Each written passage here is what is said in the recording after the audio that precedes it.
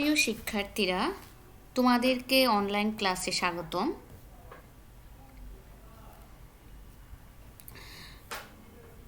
তোমাদের সাথে আজকে যে বিষয়টি ক্লাস নিব সেটি হচ্ছে ব্যবসা সংগঠন ও ব্যবস্থাপনার দ্বিতীয় পত্র। আর এই সাবজেক্টের ক্লাসটি নিব আমি ইয়াসমিন আক্তার, প্রভাষক, ব্যবস্থাপনা বিভাগ, সরকারি বাংলা কলেজ। আর আজকে যে অধ্যায়ের ক্লাস নিব সেটির নাম হচ্ছে ব্যবস্থাপনার ধারণা। ব্যবস্থাপনার ধারণা এর আগে আমরা একটি ক্লাস নিয়েছিলাম, কয়েকটি টপিকের ক্লাস নিয়েছিলাম। আজকে যে টপিকগুলি ক্লাস নিব তার মধ্যে একটি হচ্ছে ব্যবস্থাপনার গুরুত্ব। কেন আমরা ব্যবস্থাপনা বিষয়ে জানব, ব্যবস্থাপনা বিষয়ে গুরুত্বপূর্ণ, কেন ব্যবস্থাপনা গুরুত্বপূর্ণ সেই সম্পর্কে আমরা জানব। আমরা জানি যে ব্যবস্থাপনা ব্যক্তি, পরিবার, প্রতিষ্ঠান, সমাজ, ধর্ম, রাষ্ট্র সব ক্ষেত্রেই এটা প্রয়োজনীয়তা আমরা দেখতে পাচ্ছি। এবং বর্তমান যে গ্লোবালাইজেশনের যুগ, সেই যুগে যদি কোনো প্রতিষ্ঠানকে সাফল্যের চূড়ায় উঠতে হয়, প্রতিযোগিতামূলক এই পরিবেশে তাকে চ্যালেঞ্জের সাথে টিকে থাকার জন্য অবশ্যই ব্যবস্থাপনা প্রয়োগ করতে হবে। আচ্ছা, এখন আমরা জানবো ব্যবস্থাপনার বৈশিষ্ট্যগুলি, এই গুরুত্বগুলি। দেখো, প্রথমে যে গুরুত্বপূর্ণ সেটা হচ্ছে সহজে লক্ষ্য অর্জন। ব্যবস্থাপনার প্রথম যে গুরুত্বপূর্ণ একটা হচ্ছে সহজে লক্ষ্য অর্জনের জন্য ব্যবস্থাপনা অবশ্যই আমাদের প্রয়োজন। আচ্ছা, এখন আমরা বলবো লক্ষ্যটা কি? আসলে প্রতিষ্ঠান বা ব্যক্তির ইচ্ছা বা কাঙ্ক্ষিত ফলকে লক্ষ্য বলা হয়ে থাকে। এবং এই লক্ষ্য অর্জনের জন্য ছোট ছোট মাইল ফলক সেগুলোকে বলা হয়ে থাকে উদ্দেশ্য। আর এই লক্ষ্য উদ্দেশ্য অর্জন করার জন্য ব্যবস্থাপনার মাধ্যমে সহজে পরিকল্পনা তৈরি, সংগঠিতকরণ ব্যবস্থাপনার কাজগুলি করতে হবে। তাহলে সহজে লক্ষ্য এবং উদ্দেশ্য অর্জিত হবে। তারপরে যেটা 2 নম্বর হচ্ছে উপকরণাদির সুষ্ঠু ব্যবহার। আচ্ছা, কোনো কাজ করতে হলে যেসব উপাদান, যেমন আমরা 6M পড়েছি, যেমন ভূমি, শ্রম, মূলধন, সংগঠন, হ্যাঁ, আরও কি যে উপাদানগুলি আছে, মেথড, মার্কেট, মানি, হ্যাঁ, এগুলি যদি যথাযথ ব্যবহারের জন্য অবশ্যই ব্যবস্থাপনার যে কার্যাবলীগুলি আছে, 7টি কার্যাবলী, সেটা ব্যবহার করতে হবে। আর এই উপকরণটির সুষ্ঠু ব্যবহারিক মাধ্যমেই কিন্তু একটি প্রতিষ্ঠানের লক্ষ্য অর্জন। আর এই সুষ্ঠু ব্যবহারের জন্য প্রয়োজন হচ্ছে ব্যবস্থাপনা কার্যাবলীগুলি সফল প্রয়োগ। আরেকটি হচ্ছে উত্তম সম্পর্ক প্রতিষ্ঠা। আচ্ছা, প্রতিটি প্রতিষ্ঠানে যেটা বিভিন্ন পক্ষ থাকে, যেমন মালিক, ব্যবস্থাপক, শ্রমিক, কর্মী, ক্রেতা, ভোক্তা, সরবরাহকারী। এখন যদি প্রতিষ্ঠান লক্ষ্য অর্জন করতে হয়, যে কোনো লক্ষ্য অর্জন করতে হলে এসব পক্ষের সাথে আমাদের সুসম্পর্ক করতে হবে। আর এই সুসম্পর্কের জন্য কি প্রয়োজন? ব্যবস্থাপনা প্রয়োজন। এই পক্ষগুলোর সাথে যদি কোনো মতবিরোধ হয়ে থাকে তাহলে কিন্তু সাফল্য অর্জিত হবে না। তাই ব্যবস্থাপনার কাজ বিভিন্ন ব্যক্তি ও পক্ষের সাথে প্রতিনিয়ত যোগাযোগ করা। আর যখনই যোগাযোগ করা হয়ে থাকে তখন কিন্তু উত্তম সম্পর্ক প্রতিষ্ঠা হয়। আর যে কর্মসংস্থানের সুযোগ সৃষ্টি, মানুষের কাজ করার নতুন নতুন ক্ষেত্র কিন্তু তৈরি করাকে বলা হয়ে থাকে কর্মসংস্থান। আর ব্যবস্থাপনার মাধ্যমে প্রতিষ্ঠান কিন্তু সম্প্রসারণ, সাফল্য অর্জিত হয়। আর এটা নতুন ব্যবসা প্রতিষ্ঠানকে সম্প্রসারণ করে, নতুন ক্ষেত্র উন্মোচন হয় এবং নতুন নতুন প্রতিষ্ঠান গড়ে তোলা হয়, আর যার মাধ্যমে কর্মসংস্থানের সুযোগ সৃষ্টি হয়। দেশে বেকার সমস্যা সমাধান হয়ে থাকে। আরেকটি গবেষণা ও উন্নয়ন। গবেষণা নতুন কোনো সিদ্ধান্ত পৌঁছানোর বা নতুন কোনো বিষয় প্রতিষ্ঠা করার জন্য পদ্ধতিগত অনুসন্ধানকে আমরা বলে থাকি গবেষণা। আর এই প্রতিযোগিতা মোকাবেলা, ক্রেতাদের পরিবর্তনশীল চাহিদা পূরণ, নতুন পণ্য উৎপাদন, এগুলোর জন্য কি প্রয়োজন? গবেষণা উন্নয়ন প্রয়োজন।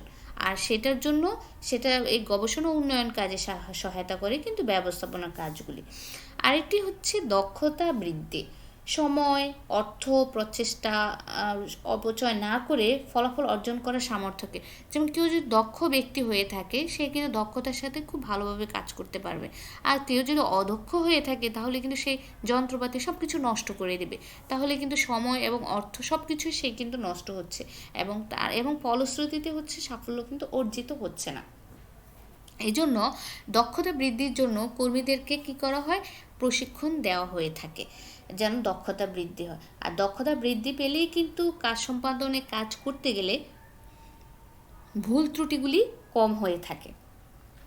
আর ভুল ত্রুটি কম হলেই ফলে নির্ধারিত সময়ে, নির্ধারিত অর্থে, নির্ধারিত বাজেটে খুব দক্ষতার সাথে উপকরণদি যেগুলি আছে সেগুলি ব্যবহার করে সাফল্য অর্জন করা সহজ হয়ে যায়। আরেকটি হচ্ছে শৃঙ্খলা ও নিয়মানুবর্তিতা। শৃঙ্খলা যোগ্য ব্যক্তিকে যোগ্য কাজে নিয়োগ এবং উপযুক্ত বস্তুকে উপযুক্ত স্থানে স্থাপন করাকে আমরা শৃঙ্খলা বলে থাকি। ঊর্ধ্বতন কর্তৃপক্ষ কী করে, ঊর্ধ্বতন কর্তৃপক্ষের প্রতি যথাযথ আচরণ, শ্রদ্ধাবোধ, আনুগত্য প্রদর্শন করাই আমরা এটাকে বলি কি, নিয়মানুবর্তিতা। প্রতিটি স্তরে এবং কাজে শৃঙ্খলা নিয়মানুবর্তিতা থাকা উচিত। আর যদি শৃঙ্খলা না থাকে, বিশৃঙ্খল একটা পরিবেশ সৃষ্টি হবে, হ্যাঁ, তাহলে কিন্তু সাফল্য অর্জিত হবে না। আরেকটি হচ্ছে সামাজিক উন্নয়ন, যেমন হচ্ছে ন্যায্য মূল্যে মানসম্পন্ন পণ্য ও সেবা প্রদান, অবকাঠামোগত উন্নয়ন, গরিব ও মেধাবী শিক্ষার্থীদের আর্থিক সহায়তা দিয়ে ব্যবস্থাপনা সামাজিক উন্নয়নের দায়িত্ব পালন করে থাকে। এছাড়া বেকার যুবকদের কর্মসংস্থানের সুযোগ করেও কিন্তু সামাজিক উন্নয়ন করা যায়। এখন আমরা জানবো আরেকটি টপিক, সেটি হচ্ছে ব্যবস্থাপনার আওতা।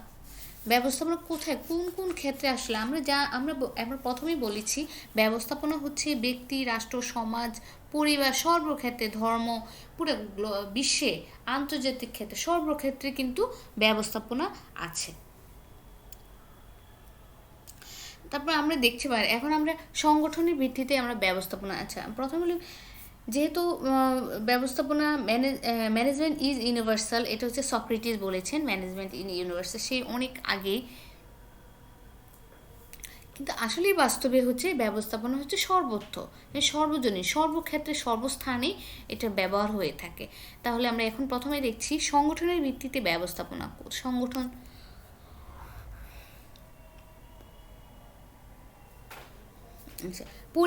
পরিবারকে কিন্তু যদি একটা সংগঠন হিসেবে বিবেচনা করা হয়ে থাকে, মানুষের পারিবারিক জীবনে সর্বক্ষেত্রে ব্যবস্থাপনার প্রয়োগ হয়ে থাকে। দৈনন্দিন কাজ, যেমন রান্নাঘরে কেউ রান্না করতে গেলেও কি করতে হবে, কিভাবে করতে হবে, কি কি মশলা লাগবে, কি কি তরকারি রান্না করা হবে, এখানেও কিন্তু ব্যবস্থাপনার কাজটা হয়ে থাকে। তাহলে আমরা বলবো যে পারিবারিক জীবনেও কিন্তু আসলে ব্যবস্থাপনার ব্যবহার হয়ে থাকে। হচ্ছে ব্যবসায়িক ক্ষেত্রে লক্ষ্য অর্জন, মুনাফা অর্জন হচ্ছে ব্যবসায়ের অন্যতম উদ্দেশ্য, লক্ষ্য। সেই মুনাফা অর্জনের জন্য যে কাজটা করতে হবে সেটা হচ্ছে কার্যকর ব্যবস্থাপনা প্রয়োগ করতে হবে। ব্যবস্থাপনার রীতিনীতি, কলাকৌশল ইত্যাদি উপর ভিত্তি করে প্রতিষ্ঠান পরিচালনা করা হয়ে থাকে। যেমন ব্যবস্থাপনার যে 14টি নীতি, সেগুলো কিন্তু প্রতিটি প্রতিষ্ঠানে কিন্তু ব্যবসা প্রতিষ্ঠানে কিন্তু প্রয়োগ হয়ে থাকে। এটা ব্যবস্থাপনার সব ধরনের ক্ষেত্র, ব্যাংক, বিমা, হোটেল, হাসপাতাল, সব ধরনের জায়গায় কিন্তু ব্যবস্থাপনা ব্যবহার হয়ে থাকে।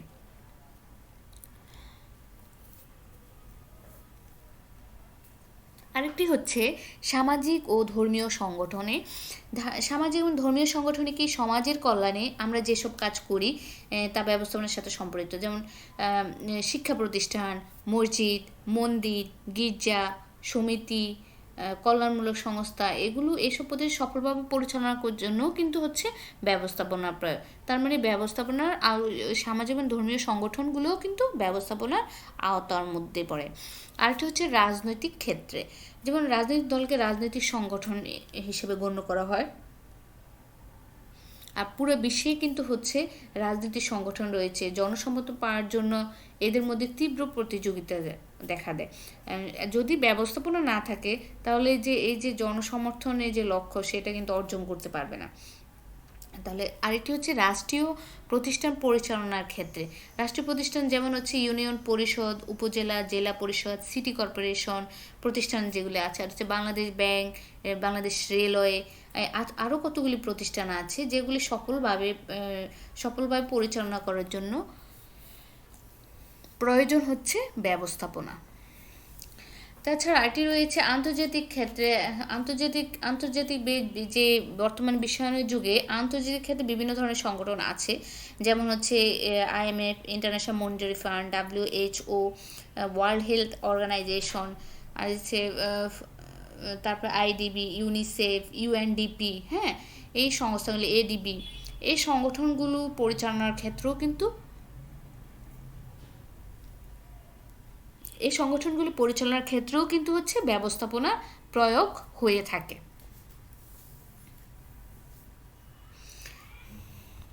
এখন আমরা জানব ব্যবস্থাপনার আওতা, কার্য প্রকৃতি ও কার্য বিভাগের ভিত্তিতে। কার্য প্রকৃতির ভিত্তিতে এখানে আমরা 3 প্রকার দেখতে পাচ্ছি: প্রতিষ্ঠান পরিচালনা, আর এটা হচ্ছে ব্যবস্থাপকের ব্যবস্থাপনা, কর্মী পরিচালনা। প্রতিষ্ঠান পরিচালনা করতে গেলে প্রতিষ্ঠান নিয়োজিত যে উপায়, উপকরণ ও সম্পদের সুষ্ঠু ব্যবহারকে আমরা প্রতিষ্ঠান পরিচালনা করা বোঝাই। এবং প্রতিষ্ঠান লক্ষ্য অর্জনের জন্য পরিকল্পনা প্রণয়ন করা, এটি বাস্তবায়নের জন্য কিন্তু সংগঠন, সংগঠিতকরণ, কর্মী সংস্থান, নির্দেশনা, যোগাযোগ, প্রেষণা, সমন্বয় সাধনে নিয়ন্ত্রণমূলক কাজগুলি করতে হয়। আরেকটি হচ্ছে ব্যবস্থাপকের ব্যবস্থাপনা। বলছে বিভিন্ন বিভাগে নির্বাহী ব্যবস্থাপক কর্মরত থাকেন এবং প্রতিটি সর্বোচ্চ স্তর থেকে সর্বনিম্ন স্তরে নিয়োজিত সমন্বয়কারীও ব্যবস্থাপনার আওতাভুক্ত। এবং এই ব্যবস্থাপকরাই প্রতিষ্ঠানের সর্বোচ্চ স্তরে যিনি থাকেন তিনি কিন্তু মধ্যম এবং নিম্ন স্তরের ব্যবস্থাপকদের হচ্ছে নিয়ন্ত্রণ করে থাকেন। আর এটা হচ্ছে কার্য বিভাগের ভিত্তিতে ব্যবস্থাপনা। কার্য বিভাগটা কেমন? আরেকটা রয়েছে কি কর্মী পরিচালনা।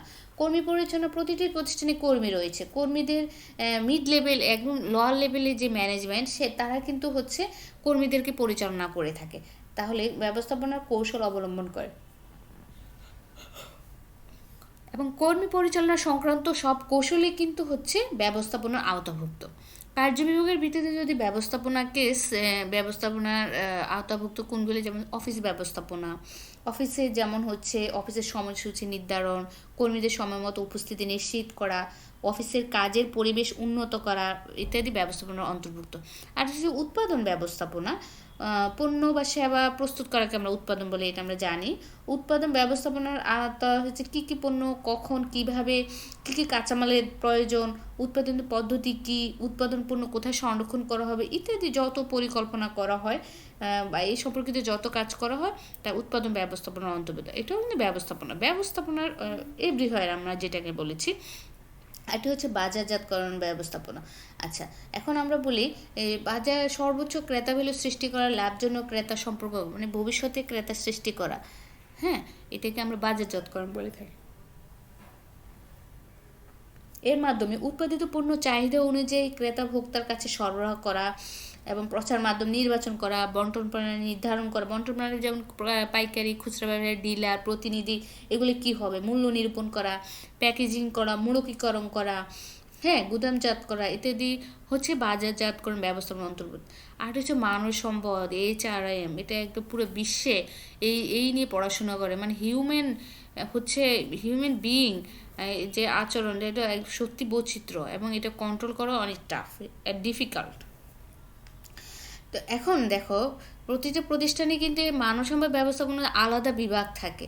মানব সম্পদ ব্যবস্থাপনার জন্য শুধু যে হচ্ছে নিয়োগ দেওয়া, তারপরে হচ্ছে অবসর নেওয়া সেটা না, কর্মী নিয়োগ, প্রশিক্ষণ, উন্নয়ন, মূল্যায়ন, পদোন্নতি, পদবি ট্রান্সফার সব কিছুই কিন্তু এই মানব সম্পদ ব্যবস্থাপনা বিভাগে অন্তর্ভুক্ত। আর হচ্ছে আচ্ছা, আর্থিক ব্যবস্থাপনা।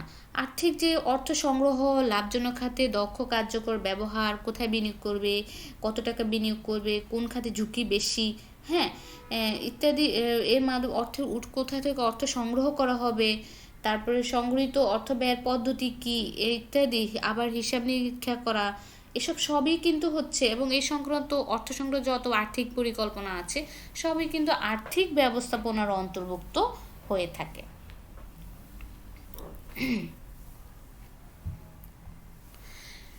আমরা এখন আরেকটি আওতা বিষয়টা আমরা যেহেতু জানি ব্যবস্থাপনার আওতা ব্যাপক, তাহলে স্তর, কৌশল ও প্রয়োজনের ভিত্তিতে, স্তরের ভিত্তিতে যদি আমরা বলি ব্যবস্থাপনার আওতা, ব্যবস্থাপনা আমরা যে স্তর জানি যে আমরা 3 ধরনের স্তর আছে। একটা হচ্ছে উচ্চ স্তরে ব্যবস্থাপনা, আরেকটা হচ্ছে মধ্যম স্তরের ব্যবস্থাপনা, আরেকটা হচ্ছে নিম্ন স্তরের ব্যবস্থাপনা।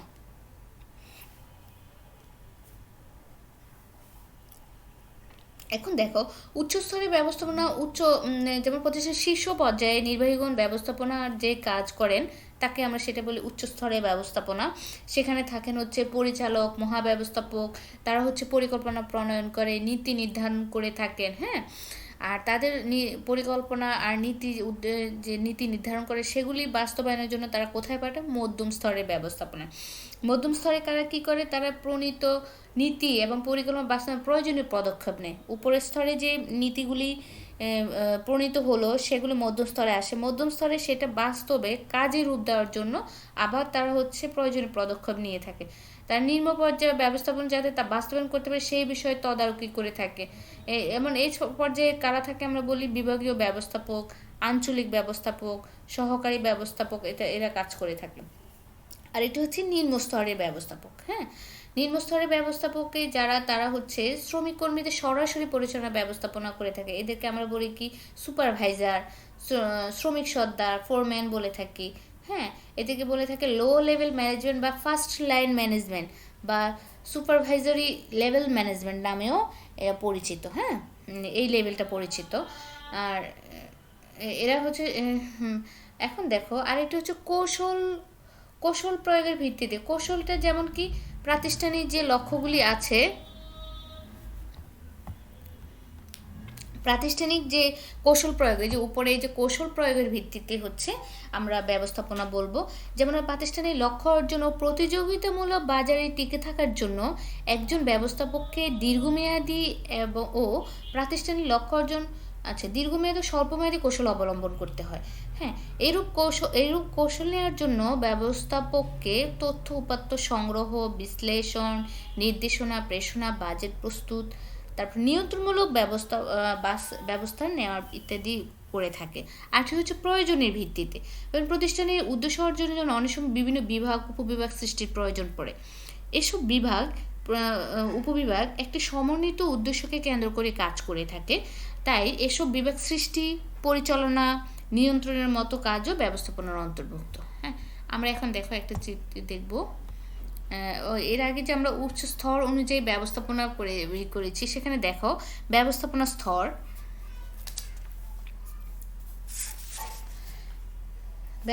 স্তর, এটা খুবই ইম্পর্টেন্ট একটা প্রশ্ন। হ্যাঁ, ব্যবস্থাপনা বিভিন্ন স্তর, এটা কিন্তু তোমাদের সৃজনশীলে প্রশ্ন এখান থেকে অনেক আসে। এখানে আমরা জড়িত ব্যক্তি আসলে কারা? ব্যবস্থাপনা স্তরে পরিচালনা পর্ষদ, চেয়ারম্যান, সভাপতি, ব্যবস্থাপক, পরিচালক, সেক্রেটারি বা সচিব, মহাব্যবস্থা, ওনারা হচ্ছে উচ্চ স্তরের ব্যবস্থা। ওনারা কী করেন? ওনারা হচ্ছে প্রতিষ্ঠান লক্ষ্য প্রতিষ্ঠা করে, নীতি নির্ধারণ করে, দীর্ঘমেয়াদী পরিকল্পনা প্রণয়ন করে, আর হচ্ছে পর্যবেক্ষণ করে থাকে। আরেকটি হচ্ছে মধ্যম স্তরের ব্যবস্থাপনা।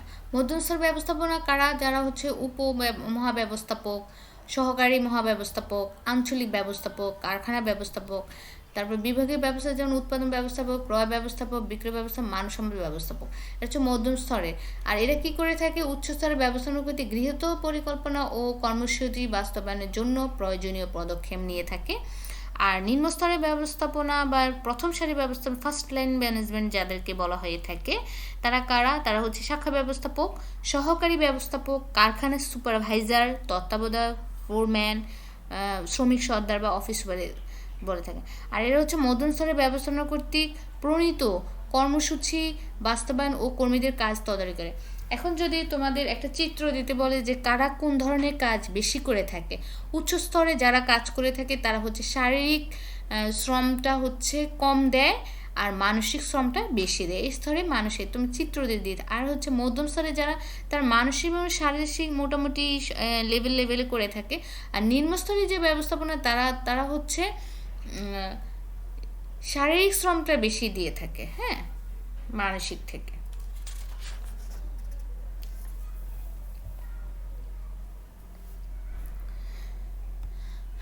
আচ্ছা, ব্যবস্থাপনা কি একটি পেশা? আমরা জানব। যদিও ব্যবস্থাপনা পেশা হওয়ার মতো প্রয়োজনীয় বিষয়গুলো কিন্তু চলে আসছে।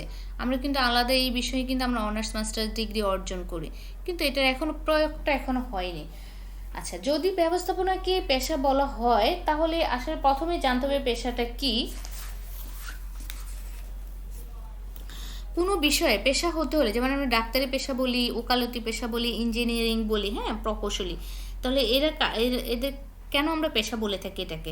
যেমন তারা হচ্ছে কোনো বিষয় ডিগ্রি, প্রশিক্ষণ, বিশেষত জ্ঞান অর্জনের মাধ্যমে বৈধ কাজে নিজ থেকে অর্থ উপার্জন করে। ডাক্তারি চেম্বারে বসে সে কিন্তু অর্থ উপার্জন করতে পারে, তাহলে সেটা হচ্ছে পেশা। যেমন ডাক্তারি পেশা, ওকালতি, উকিলের ওকালতি, শিক্ষকের শিক্ষকতা, শিক্ষকও কিন্তু হচ্ছে আলাদা হচ্ছে কোচিং সেন্টার দিয়ে অর্থ উপার্জন করতে পারে। তাহলে অনেকে অবশ্যই পেশা এবং বৃত্তি একই অর্থে ব্যবহার করে দেয়। উভয়ের মধ্যে সূক্ষ্ম পার্থক্য হচ্ছে,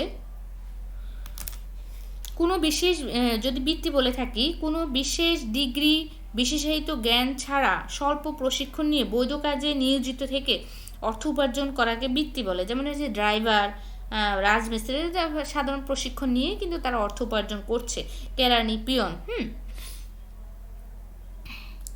আর যদি বিল্ডিং ডিজাইন ইঞ্জিনিয়ার হলো পেশা, আর বিল্ডিংয়ের নির্মাণ কাজ করে সেটা হচ্ছে বৃত্তি। এটা আমরা সহজভাবে বলে থাকি।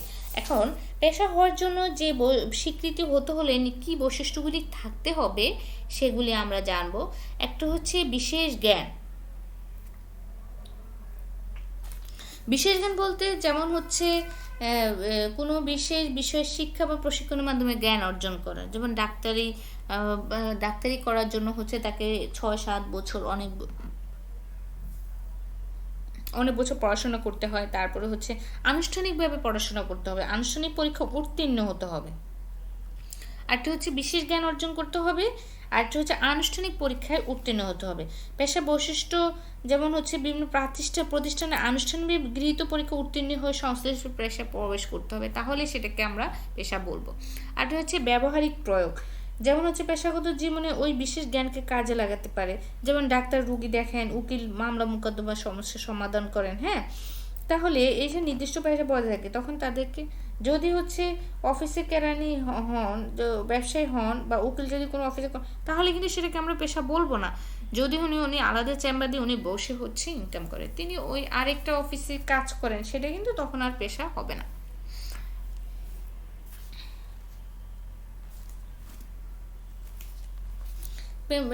তা উকিল যদি কোনো অফিসে কেন হয় তাহলে কিন্তু পেশা। আর উক্ত নির্দিষ্ট পেশা বজায় থাকে না, তাদেরকে তখন পেশাজীবীও বলা যায় না। আর হচ্ছে নীতিজ্ঞান। পেশাদারদের নীতিজ্ঞান ও ন্যায় নিষ্ঠতার উপর বিশেষ গুরুত্ব আরোপ করতে হয়। যেমন তাদের একটি নৈতিক আচরণ বিধি কিন্তু আছে তাদের, এবং এ আলোকে তাদের সাধ্যমতো সমাজের সকলের স্বার্থ রক্ষা এবং বিভিন্ন বিষয়ে মানুষকে পরামর্শ দিয়ে সাহায্য করে থাকেন। আর হচ্ছে আইন বা কার্যবিধির আওতায় কার্য সম্পাদন। যেমন হচ্ছে পেশাগত আচরণ নিয়ে তো বিশেষ আইন বা সংশ্লিষ্ট বিধিমালা আছে। প্রতিটি পেশার ক্ষেত্রে নিজ নিজ আইন বা কার্যবিধির আওতায় হচ্ছে কাজ করতে হয়। আরেকটি হচ্ছে সামাজিক দায়িত্ব পালন। সামাজিক দায়িত্ব পালন যে পেশায় নিযুক্ত ব্যক্তিদের সামাজিক কিছু দায়িত্ব পালন করতে হয়, যেমন সমাজের সেবা সরবরাহ করে অর্জিত অর্থের মানদণ্ডে তাদের সফলতা পরিমাপ করা যায়। আর হচ্ছে সাফল্য অর্জনের প্রচেষ্টা। একটি পেশার মধ্যে যত সফলতা ব্যর্থতা আছে, তাই পেশার নিজ ব্যক্তিকে তার পেশাগত হচ্ছে সাফল্য অর্জনের প্রচেষ্টা চলমান রাখতে হবে। যদিও আচ্ছা, আমাদের ব্যবস্থাপতির জন্য বাধ্যতামূলক কোনো সুনির্দিষ্ট পাঠ্যক্রম, আচ্ছা, এই পেশায় স্বীকৃত হতে যেসব বৈশিষ্ট্য উল্লেখ করা হয়েছে, বেশি বা বৈশিষ্ট্য থাকলেও সব বৈশিষ্ট্য ব্যবস্থাপনার ক্ষেত্রে দেখা যায় না, হ্যাঁ, এটা আমরা বলছি সব। তাই আমাদের দেশে প্রেক্ষাপটে পুরোপুরি পেশা হিসেবে হচ্ছে দেওয়া হয় না। তবে ইউরোপ আমেরিকা উন্নয়ন দেশগুলোতে, যেমন হচ্ছে যুক্তরাজ্য, জার্মানি, এসব দেশে প্রায় ব্যবস্থাপনার ক্ষেত্রে বিদ্যমান আছে। তো আমাদের দেশেও হচ্ছে এই পেশাটাকে উন্নয়নের জন্য যেসব প্রতিষ্ঠানগুলি কাজ করে থাকে, আমরা সে কয়েকটি প্রতিষ্ঠানের নাম বলবো। যেমন হচ্ছে আইবিএ, এখানেই তো আমাদের সবচেয়ে বলবো ঢাকা ইউনিভার্সিটির সবচেয়ে এখানে পড়ার জন্য হচ্ছে অনেক কম্পিটিশন আইবিএতে। আর হচ্ছে বিআইবিএম, এটা হচ্ছে মিরপুরের মধ্যে আছে এই প্রতিষ্ঠানটা। এখানে কিন্তু বিভিন্ন প্রতিষ্ঠানে হচ্ছে এটা bank management, Bangladesh institute of bank management, BIBM, সেটাও কিন্তু হচ্ছে বিভিন্ন প্রতিষ্ঠানের কর্মচারীদের হচ্ছে প্রশিক্ষণ দিয়ে থাকে, হ্যাঁ, এখন এখান থেকে ডিগ্রি অর্জন করেও কিন্তু হচ্ছে ডিগ্রিও প্রদান করে থাকে। আরেকটি হচ্ছে বাংলাদেশ লোক প্রশাসন প্রশিক্ষণ কেন্দ্র, BPATC, Bangladesh public administration training centre. হ্যাঁ, এই প্রতিষ্ঠানও হচ্ছে সরকারি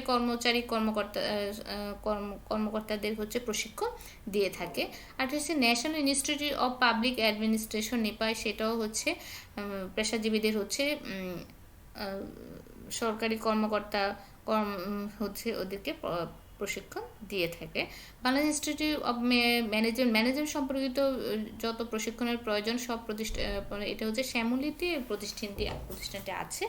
আর institute of personnel management, IPM, এটা হচ্ছে Bangladesh institute of administration and management, BIAM, এখানেও হচ্ছে বিভিন্ন সরকারি কর্মচারীদের হচ্ছে প্রশিক্ষণ দিয়ে থাকে। National academy for educational management, এটা হচ্ছে বিভিন্ন স্কুল কলেজের শিক্ষকদেরকে, সরকারি বেসরকারি শিক্ষকদের এবং বিশেষত হচ্ছে বিশেষ শিক্ষা ক্যাডারের হচ্ছে কর্মকর্তাদের হচ্ছে এখানে হচ্ছে ট্রেনিং হয়ে থাকে, ফাউন্ডেশন ট্রেনিংটা হয়ে থাকে। আর হচ্ছে Bangladesh institute of cost and management administration, ICMAB, এটা হচ্ছে এখানে হচ্ছে এখান থেকেও হচ্ছে বিভিন্ন ডিগ্রি অর্জন করে থাকে, এখানেও প্রশিক্ষণ কার্যক্রম হয়ে থাকে। এটা নীলক্ষেতের পাশে এই প্রতিষ্ঠানটা আছে। আমরা আরেকটা টপিক সম্পর্কে জানবো, সেটা হচ্ছে ব্যবস্থাপনা সর্বজনীনতা। ব্যবস্থাপনা, এখানে আমরা চিত্র দেখতে পাচ্ছি। ব্যবস্থাপনা সর্বজনীন বিষয়টা যদি আমরা বলে থাকি তাহলে সর্বজনীন বিষয়টা কি, যেমন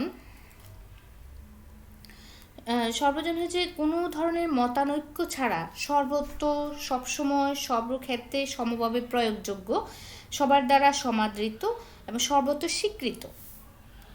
হ্যাঁ, সেটাকে আমরা বলবো সর্বজনীন বা ইউনিভার্সাল। হ্যাঁ, এখন হচ্ছে সব বিষয়ে সব ধরনের সংগঠনের সাংস্কৃতিক পরিমণ্ডল উক্ত বিষয়ে প্রয়োগ হয়ে থাকে এবং ব্যবস্থাপনার প্রক্রিয়া সম্পাদিত সব কাজ, যেমন এখানে বলা হয়ে থাকে হচ্ছে পরিকল্পনা, সংগঠিতকরণ, কর্মী সংস্থান, নির্দেশনা, প্রেষণা, সমন্বয় সাধন, নিয়ন্ত্রণ, যে 7টি কাজ আছে সেগুলো যেমন সব ধরনের বড় প্রতিষ্ঠানে প্রয়োগ হয়ে থাকে, আবার একটি সাধারণ প্রতিষ্ঠানের লক্ষ্য অর্জনের ক্ষেত্রে প্রয়োগ, পরিবার থেকে রাষ্ট্র, পরিবার, ব্যক্তি, পরিবার, প্রতিষ্ঠান সর্বক্ষেত্রে কিন্তু এই ব্যবস্থাপনার কিন্তু প্রয়োগ হয়ে থাকে। আবার হচ্ছে যদি এটা হচ্ছে রাষ্ট্রপ্রধানও হচ্ছে পরিবারের পরিকল্পনা, পরিবারের অন্যান্য সদস্য উপকরণটি ব্যবহারের নিশ্চিত করার লক্ষ্যে ব্যবহার করা হয়। আবার একজন রাষ্ট্রপ্রধানও দেশের জনগণ এবং সহায় সম্পদের কার্যকর ব্যবহার নিশ্চিত করে রাষ্ট্রীয় লক্ষ্য অর্জন করতে পারেন এই ব্যবস্থাপনার প্রয়োগ করে। এমন কোনো ক্ষেত্র নেই, প্রতিষ্ঠান নেই যা ব্যবস্থাপনা ছাড়া চলতে পারে।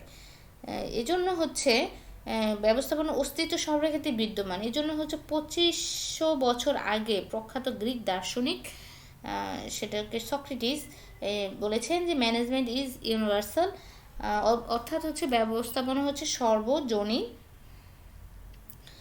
আধুনিক ব্যবস্থাপনা বিজ্ঞানের যেমন আধুনিক ব্যবস্থাপনার জনক হেনরি ফেল এবং বৈজ্ঞানিক ব্যবস্থাপনার জনক হচ্ছে FW টেইলর সম্পর্কে সক্রেটিসের এই মন্তব্যের সাথেও তারা হচ্ছে একমত পোষণ করেছেন। তাছাড়াও হচ্ছে হেনরি ফেল বলেছেন যে হচ্ছে ব্যবস্থাপনার নীতিগুলো যে কোনো আকারে বা ধরনের যে কোনো প্রকৃতির প্রতিষ্ঠানের ক্ষেত্রেই প্রযোজ্য। আবার হচ্ছে এলেনের মতে ব্যবস্থাপনার নীতিগুলি সর্বজনীন। হ্যাঁ, বর্তমানে বিশ্বে ইউরোপীয় ও মতো উন্নয়ন এবং শক্তিত দেশসমূহের তৃণমূল পর্যায়ে ব্যবস্থাপনার ভূমিকাই কিন্তু আসলে মুখ্য। গোটা বিশ্বে ব্যবস্থাপনা দক্ষতার উপর পুরোপুরি কিন্তু নির্ভরশীল।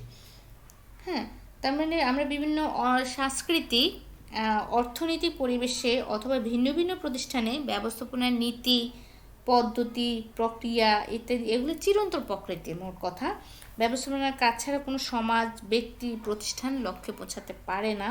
এখানে আমরা একটা চিত্র দেখতে পাচ্ছি, চিত্রের মধ্যে আমরা দেখতে পাচ্ছি, দেখো সর্ব আয়তনের প্রতিষ্ঠান, ক্ষুদ্র মাঝারি বৃহৎ, সর্বসাংগঠনিক ক্ষেত্র, উৎপাদন, বিপণন, মানব সম্পদ, অর্থ, হিসাব, তথ্য ব্যবস্থাপনা, সব ধরনের সংগঠন যেমন মুনাফাভোগী, অমুনাফাভোগী। হ্যাঁ, আরেকটা হচ্ছে সব সাংগঠনিক স্তর, উচ্চ, মধ্য, নিম্ন, সর্বক্ষেত্রে হচ্ছে ব্যবস্থাপনা প্রয়োগ হয়ে থাকে। এখন দেখো আমরা হচ্ছে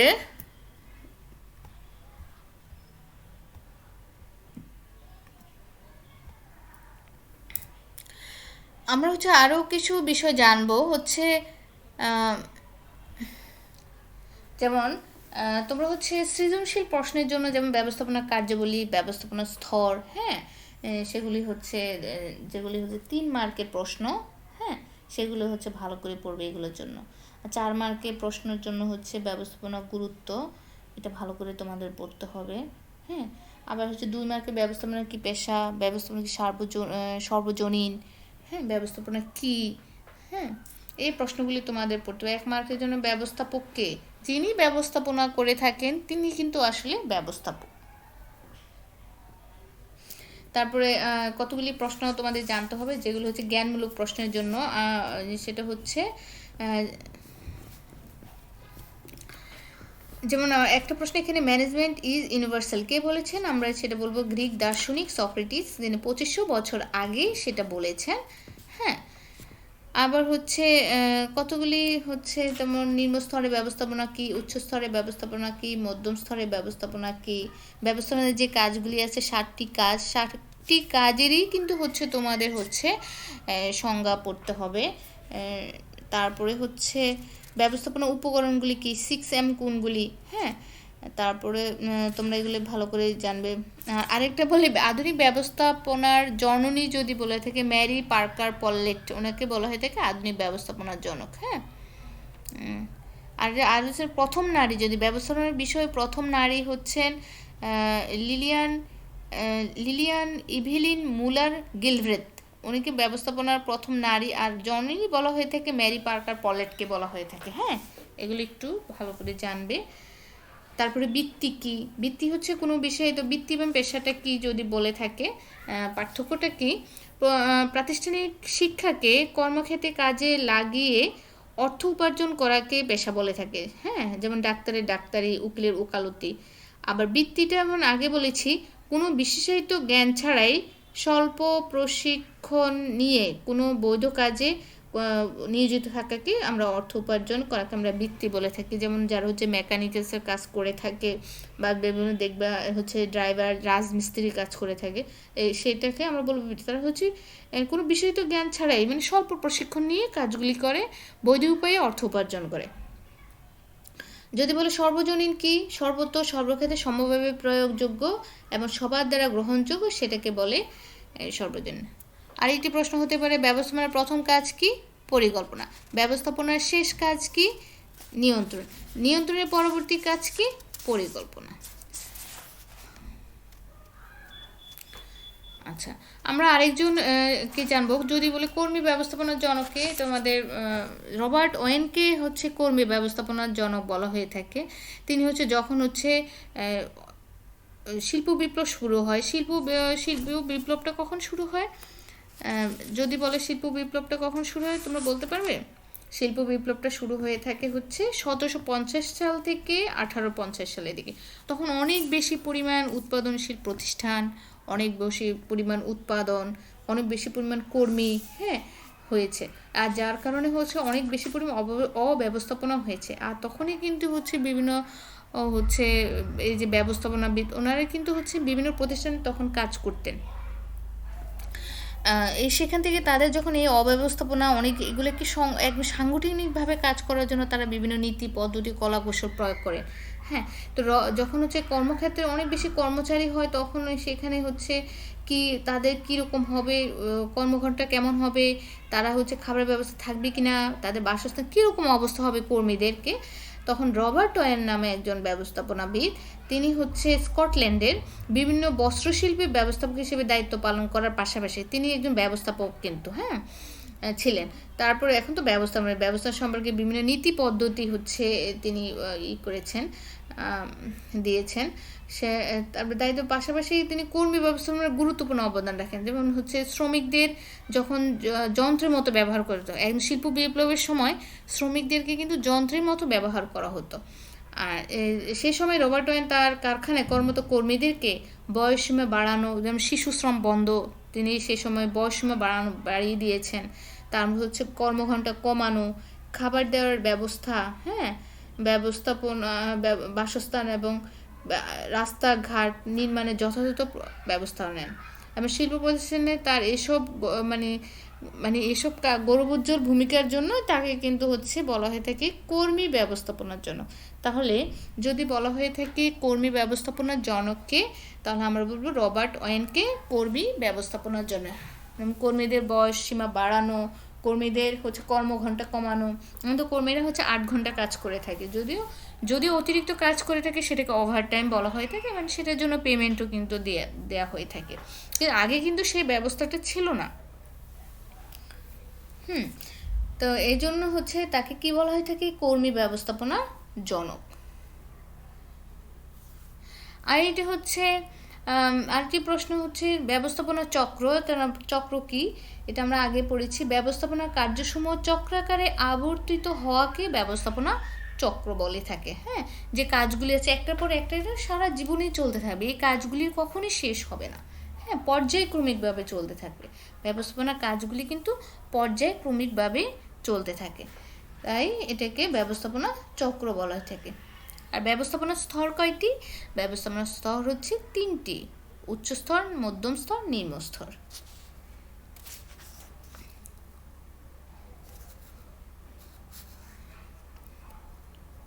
আর ব্যবস্থাপনাকে সামাজিক প্রক্রিয়া বলা হয় কেন?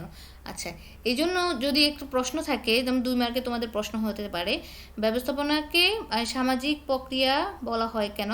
যেমন সামাজিক উদ্দেশ্যে সমাজে বিভিন্ন পর্যায়ে ব্যক্তিদের নিয়ে কাজ করাই হচ্ছে সামাজিক প্রক্রিয়া। হ্যাঁ, এক হচ্ছে ব্যবস্থাপনা বিভিন্ন প্রতিষ্ঠানে, যেমন প্রাতিষ্ঠানিক ব্যবস্থাপনা প্রক্রিয়ায় প্রতিষ্ঠানের অভ্যন্তরে মালিক, শ্রমিক, বাহ্যিকের ক্ষেত্রে এজেন্সি, সরবরাহকারী, ক্রেতা, বিনিয়োগকারী পক্ষকে সংশ্লিষ্টতা রয়েছে এবং সমাজ সংস্থার সব পক্ষের অংশগ্রহণের মাধ্যমে ব্যবস্থাপনার উদ্দেশ্য বাস্তবায়িত হয়ে থাকে। এজন্য প্রতিষ্ঠানের যে সমাজের প্রতি তার দায়িত্ব পালন করতে হয়। হ্যাঁ, আর এই জন্য বলা হয়ে থাকে সমাজের প্রতি, যেমন সমাজের মানুষ, একটা প্রতিষ্ঠান যদি হয়, এই ব্যবস্থাপনার প্রয়োগের মাধ্যমে সমাজের মানুষের জন্য হচ্ছে ন্যায্য মূল্যে গুণগত মানসম্পন্ন পণ্য উৎপাদন করা হয়ে থাকে। হ্যাঁ, তারপরে হচ্ছে বিভিন্ন হচ্ছে প্রতিষ্ঠান যে সমাজের উন্নয়নের জন্য বৃত্তি প্রদান করে থাকে। আমরা দেখি ডাচ বাংলা ব্যাংক বৃত্তি প্রদান করে থাকে। আবার দেখবে ইস্টার্ন ব্যাংক কোথাও কোথাও দেখলাম যে হচ্ছে কি করে বিউটিফিকেশনের কাজ করে থাকে। রাস্তার যে ফুলেল আমরা দেখি, ফুলের গাছগাছালি দেখি, সেগুলোও কিন্তু একটা প্রতিষ্ঠান করে থাকে। হ্যাঁ, এগুলো কিন্তু সামাজিক কাজ, সমাজের উন্নয়ন করে থাকেন সমাজের মানুষের প্রতি। এছাড়াও হচ্ছে ব্যবসা প্রতিষ্ঠানগুলোই হচ্ছে কি করে থাকে, যেমন হচ্ছে পরিবেশ যেহেতু দূষিত না হয় সেজন্য হচ্ছে একদম বাহিরে যে শহর আবাসিক এলাকার বাহিরে যে প্রতিষ্ঠান স্থাপন করছেন, এটাও কিন্তু সামাজিক কাজ করে থাকে। তাহলে আমরা বলতে পারি যে ব্যবস্থাপনা হচ্ছে আর এই যে কাজগুলি করার জন্য কিন্তু ব্যবস্থাপনার যে কাজগুলি হয়ে থাকে, ব্যবস্থাপনার কাজগুলিও কিন্তু প্রয়োগ হয়ে থাকে। তাহলে আমরা বলবো এটাকে সামাজিক ব্যবস্থাপনা হচ্ছে একটি সামাজিক প্রক্রিয়া। আরেকটি প্রশ্ন আমরা বলবো, এগুলো কিন্তু ওই যে আমরা বৈশিষ্ট্যের মধ্যে পড়েছি, কার্যবলী, এক একটি পয়েন্টই কিন্তু এক একটি প্রশ্ন। হ্যাঁ, যেমন হচ্ছে ব্যবস্থাপনা কি বিজ্ঞান ও কলা, আমরা কিন্তু এটা পড়েছি, বিজ্ঞান ও কলা বৈশিষ্ট্যের মধ্যে পড়েছি। বিজ্ঞান ও কলা উভয়। প্রথমে বিজ্ঞান বলা হয়েছে কোনো বিষয়ে সুসংগঠিত জ্ঞান যা পরীক্ষা নিরীক্ষার মাধ্যমে পাওয়া যায়। আবার তেমনি হচ্ছে ব্যবস্থাপনা কার্যাবলী নীতিমালায় তথ্যকে এক ধরনের বিশেষ জ্ঞান যা গবেষণার মাধ্যমে উদ্ভব করা হয়েছে। আবার কলা হচ্ছে এক ধরনের কৌশল যা অর্জিত জ্ঞানকে প্রয়োগ করে। আর ব্যবস্থাপনার যে নীতিমালা ও কৌশল সময় সেগুলোও কিন্তু বিভিন্ন প্রতিষ্ঠানে প্রয়োগ করে সমস্যার সমাধান করা হচ্ছে। এই জন্য হচ্ছে ব্যবস্থাপনাকে একবার বিজ্ঞান বলা হয়, আবার সেটাকে কলা। একবার হচ্ছে কার্যাবলীগুলো উদ্ভাবন করা হয় বিশেষ জ্ঞান যা গবেষণার মাধ্যমে উদ্ভাব করা হয়েছে, আবার সেগুলি হচ্ছে প্রয়োগ করা হয়েছে। যেহেতু কলা বলতে আমরা এখানে বলছি কৌশল যা অর্জিত জ্ঞানকে বাস্তবে প্রয়োগ করে। এখানেও ব্যবস্থাপনা হচ্ছে আমরা দেখতে পাচ্ছি যে অর্জিত জ্ঞানকে হচ্ছে বাস্তবে প্রয়োগ করছে। তাহলে আমরা এখানে ব্যবস্থাপনাকেও বিজ্ঞান ও কলার সমন্বিত রূপ বলতে পারি।